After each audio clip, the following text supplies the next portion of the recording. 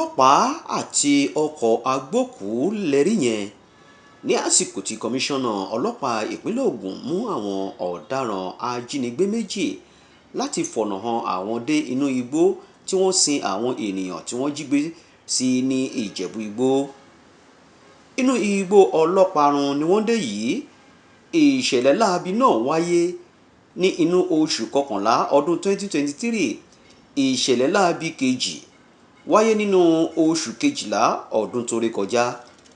Ọ̀kan nínú mọ̀lẹ́bí arákùnrin tí àwọn ajínigbé náà fẹ̀mí wọn dégbodò ló ń sun ẹkún kíkorò nínú igbó Ọlọ́parun. Ẹ wá rójú ayé bí? Ọwọ́ àwọn ọlọ́pàá ìpínlẹ̀ Ògùn bá ọ̀daràn ajínigbé méjì pẹ̀lú òòkà mámúgàrí ní ọwọ́ àwọn ajínigbé méjì náà. Àwọn ajínigbé tí ọwọ́ bà náà ni wọ́n fi ìpínlẹ̀ Ògùn ṣebùgbé, jíjí àwọn ènìyàn gbé, gba owó lọ́wọ́ àwọn ẹbí tí wọn yóò sì jí wọn gbé, bẹ́ẹ̀ ni wọn yóò tún fẹ̀mí wọn dégbodò lẹ́yìn tí wọ́n bá gba owó tán. Agbègbè Ìjẹ̀bú Igbó ìpínlẹ̀ Ògùn náà la wà níbi tí ìṣẹ̀lẹ̀ ńlá náà ti fọná sẹ́nu bíi Ṣàngó Olúkòso. Àwọn ajínigbé méjì tí ọwọ́ ọlọ́pàá bà, Monday Igwe àti ọ̀gbẹ́ni Chukwuma, ni àwọn ọlọ́pàá ìpínlẹ̀ Ògùn fi òòkà mámúgàrí sí lọ́wọ́ tẹ̀rí yẹn. Ṣé Yorùbá bọ̀ wọ́n ní ọjọ́ gbogbo ní tolè, ọjọ́ kan ní ti oníhun?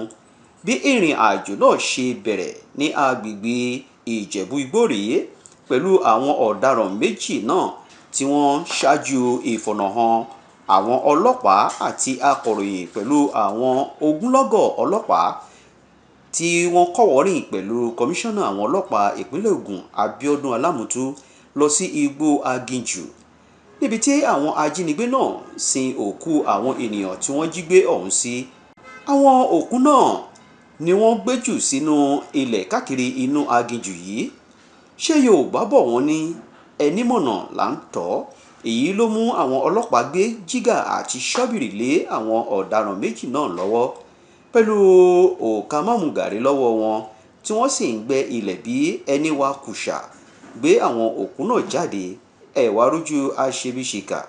Ní àsìkò ìfọ̀rọ̀wánilẹ́nuwò, ọ̀daràn àkọ́kọ́ Monday Igwe sọ wípé lẹ́yìn tí ọ̀rẹ́ tímọ́tímọ́ òun fi ọ̀nà hàn òun, ó ní iṣẹ́ farm work ni òun yàn láàyò kí ó tó di wípé kádàrá gbé òun tàn ọ̀nà yìí lọ. Ó ní ìbẹ̀rẹ̀ iṣẹ́ láabi àkọ́kọ́ tí òun gbé ṣe, ó ní 150,000 ni wọ́n gbélé òun lọ́wọ́. Ó ní ṣùgbọ́n iṣẹ́ àkọ́kọ́ náà bà òun lẹ́rù púpọ̀, bẹ́ẹ̀ ni ó jẹ́ ìbànújẹ́ ọkàn fún òun ní àsìkò tí wọ́n gba ẹ̀mí arákùnrin kan nínú oṣù kọkànlá ọdún tó rékọjá. Come Ìjẹ̀bú Igbó, I decided to do farm work. What level? How did you kidnap the man? So it's my friend. So now he lead me to him, and already tell me say we wan do kidnap. He say make I leave the work where I dey do, the work no pay me. Say make I leave and say make we go rob. So after we go for the back of Abusi, that is my first time to go there. When you carry the person go bush, when you begin to do the video, so as they kill the person, the thing come enter my body.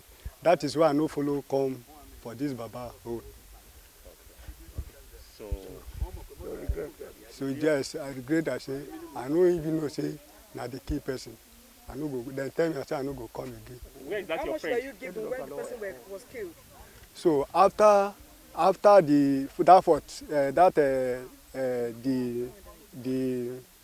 that New Year, the second New Year.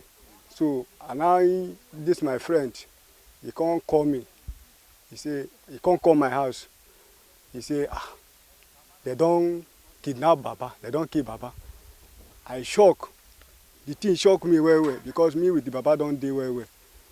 So I can't meet am. I can't meet in friend. I can't tell her say I won't go.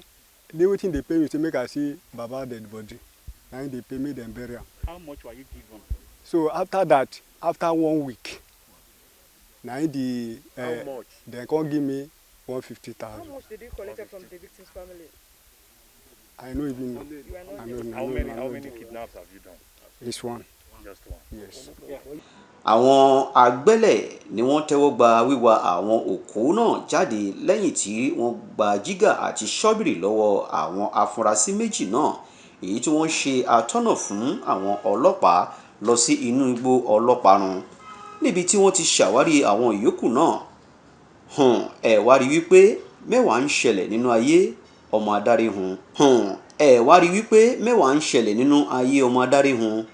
Ẹ wá jẹ́ ká gbé òṣùbà sàdánkátà fún iṣẹ́ takuntakun àwọn ọlọ́pàá ìpínlẹ̀ Ògùn. Kọmíṣánná àwọn ọlọ́pàá ìpínlẹ̀ Ògùn Abíọ́dún Alámùtú wá túbọ̀ na ìka tọ̀tọ̀ sókè wípé ọlọ́pàá ìpínlẹ̀ Ògùn yóò túbọ̀ máa tẹ̀síwájú ìṣàwárí àwọn ìyókù ajínigbé tí wọ́n lọ́wọ́ nínú ìṣẹ̀lẹ̀ náà lẹ́yìn tí wọ́n palẹ̀mọ́ àwọn òkú sínú ọkọ̀ agbókùú.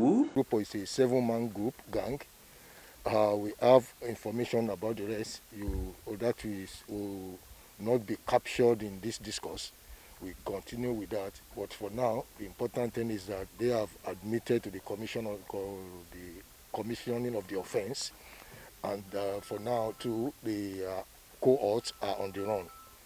All necessary procedure is being in place to ensure that we apprehend the remaining members of the gang, and we do this charge to court. That's it. Sir, your reiteration to state residents for a safe Ogun State.